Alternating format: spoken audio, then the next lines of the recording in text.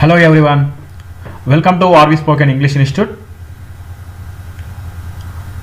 Today in this class I am going to discuss about seam. మరి ఈ seam యొక్క definition ఏమిటి? Seam అంటే అనిపించడం లేదా కనిపించడం. అయితే సబ్జెక్టు అంటే ఎవరి గురించి అయితే చెప్పుకుంటున్నామో వారు ఎలా ఉన్నట్లు అనిపిస్తుంది లేదా ఎలా ఉన్నట్లు కనిపిస్తుంది అని తెలియజేసే సందర్భంలో ఈ సీమ్ని ఉపయోగిస్తాము. ఈ సీమ్నే సీమ్, సీమ్స్, సీముని కూడా ఉపయోగిస్తాము. ఓకేనా? మరి ఈ సీమ్, సీమ్స్, సీముడ్ ఏ సబ్జెక్టులకు వస్తుందో మనం తెలుసుకోవాలి. చూడండి, ఇక్కడ I, we, you, they, any name plural వచ్చినప్పుడు సీమ్ వస్తుంది. తర్వాత సీమ్స్ థర్డ్ పర్సన్లో సింగులర్ సబ్జెక్ట్ ఉన్నప్పుడు సీమ్స్ యూజ్ చేస్తాం. ఓకేనా? He, she, it, any name singular, so వీటికి మనము సీమ్స్ యూజ్ చేస్తాం. తర్వాత సీముడ్, ఇది కంప్లీట్గా పాస్ట్ సెంటెన్స్. పాస్ట్ సెంటెన్స్కి మనము సీముడ్ ఉపయోగిస్తాం. ప్రతి సబ్జెక్ట్కి, అన్ని సబ్జెక్టు ప్రొనౌన్స్కి సీముడు ఉపయోగిస్తాము. I, we, you, they, any name plurals బహువచనం ఉన్నప్పుడు. అర్థమైంది కదా? ఓకే. తర్వాత he, she, it, any name singular బహువచనానికి కానీ సింగులర్కి కానీ ఏకవచనానికి కానీ అన్నింటికి కూడా సీముడ్ ఉపయోగిస్తాము. సో అన్ని సబ్జెక్టు ప్రొనౌన్స్కి సీముడు ఉపయోగిస్తాము. చూడండి, కొన్ని ఎగ్జాంపుల్స్ చూద్దాం. ఇక్కడ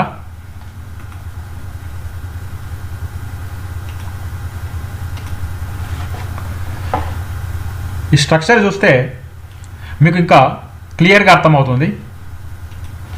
మీరు జాగ్రత్తగా ఉన్నట్లు అనిపిస్తుంది. You seam to be careful. మీరు జాగ్రత్తగా ఉన్నట్లు అనిపిస్తుంది. మనం ఇక్కడ ఎప్పుడు ఏమని చెప్పుకున్నాం దీని డెఫినేషన్ సీమ్కి? సీమ్ అంటే ఉన్నట్లు అనిపిస్తుంది లేదా కనిపిస్తుంది అని తెలియజేసే సందర్భంలో మనము ఇది సీమ్ వస్తుంది అని చెప్పుకున్నాం. మీరు జాగ్రత్తగా ఉన్నట్లు అనిపిస్తుంది.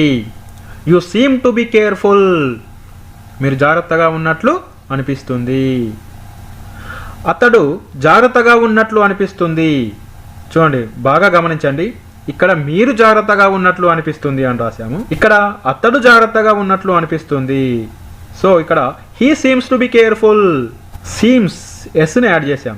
ఎందుకు వచ్చింది అంటే చూడండి, ఇక్కడ హీ అనే సబ్జెక్ట్ వచ్చింది కాబట్టి ఇక్కడ సీమ్స్ వచ్చింది. మనం చెప్పుకున్నాం థర్డ్ పర్సన్లో సింగులర్ సబ్జెక్ట్ అన్నింటికి కూడా సీమ్స్ వస్తుంది అని. Okay, so he seems to be careful. అతడు జాగ్రత్తగా ఉన్నట్లు అనిపిస్తుంది. రవి మనకు అనుకూలంగా ఉన్నట్లు అనిపించింది. సో ఇది పాస్ట్. చూడండి, ఇదేమో మీరు జాగ్రత్తగా ఉన్నట్లు అనిపిస్తుంది, అతడు జాగ్రత్తగా ఉన్నట్లు అనిపిస్తుంది. ఇక్కడ ఇది మీకు, ఇది అతడికి సబ్జెక్ట్.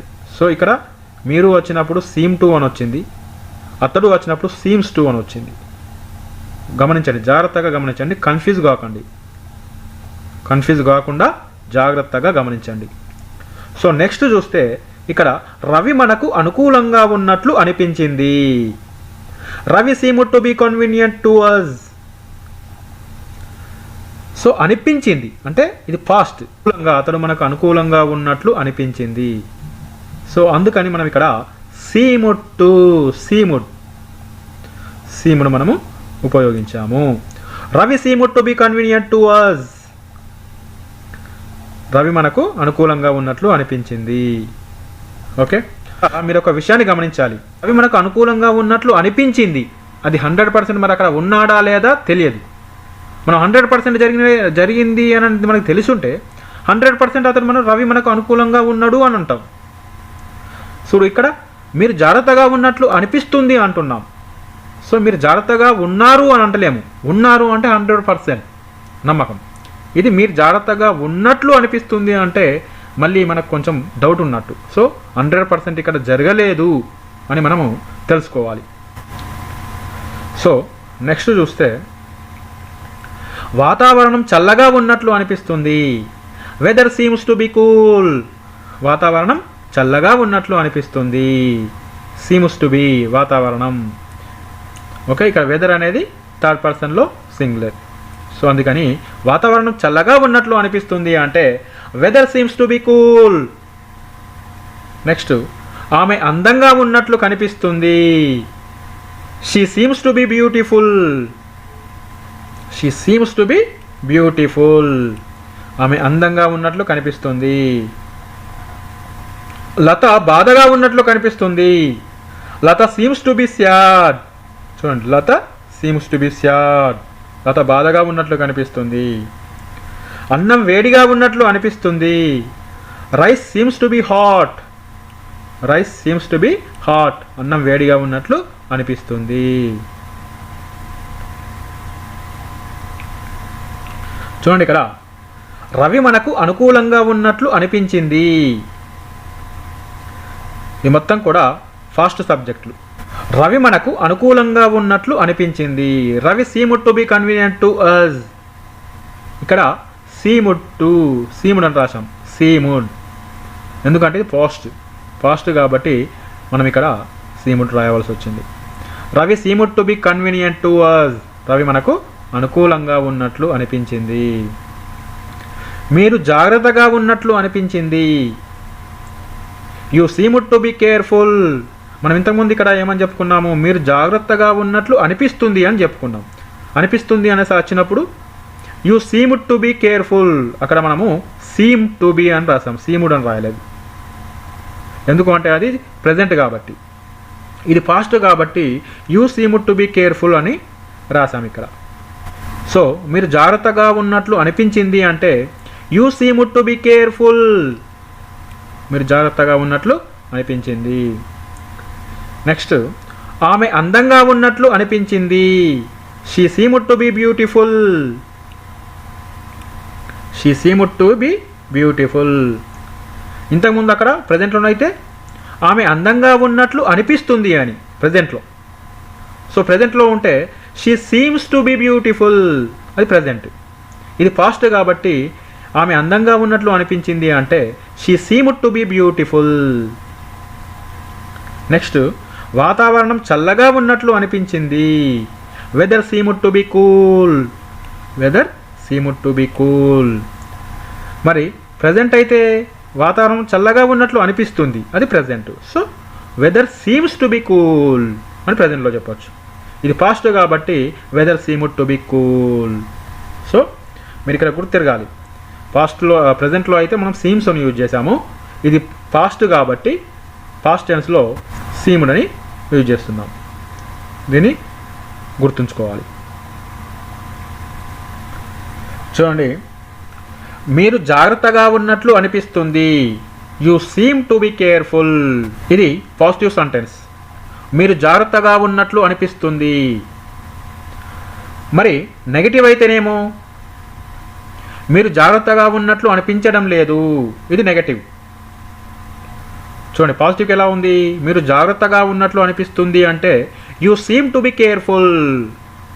మరి నెగటివ్ అయితే మీరు జాగ్రత్తగా ఉన్నట్లు అనిపించడం లేదు, you do not seem to be careful. మనం ఇక్కడ డు నాట్ యూజ్ చేసాం. Do not. You do not seem to be careful.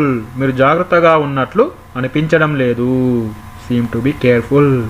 మరి పాజిటివ్లో ఇంట్రాగేటివ్ అయితేనేమో మీరు జాగ్రత్తగా ఉన్నట్లు అనిపిస్తుందా? పాజిటివ్లో ఇది interrogative. Do you seem to be careful? ప్రశ్నార్థకం. ఓకేనా? మీరు జాగ్రత్తగా ఉన్నట్లు అనిపిస్తుందా? Do you seem to be careful? Next, మీరు జాగ్రత్తగా ఉన్నట్లు అనిపించడం లేదా?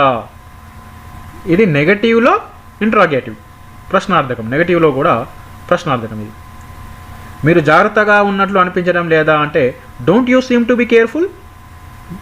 మీరు జాగ్రత్తగా ఉన్నట్లు అనిపించడం లేదా? ఇది పాజిటివ్, ఇది నెగటివ్. ఇది పాజిటివ్లో ఇంట్రాగేటివ్ సెంటెన్స్, ఇది నెగటివ్లో ఇంట్రాగేటివ్ సెంటెన్స్.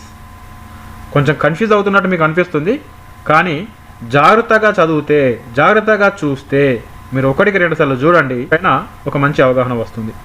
ఓకే, చూడండి. పాస్ట్లో మీరు జాగ్రత్తగా ఉన్నట్లు అనిపించింది.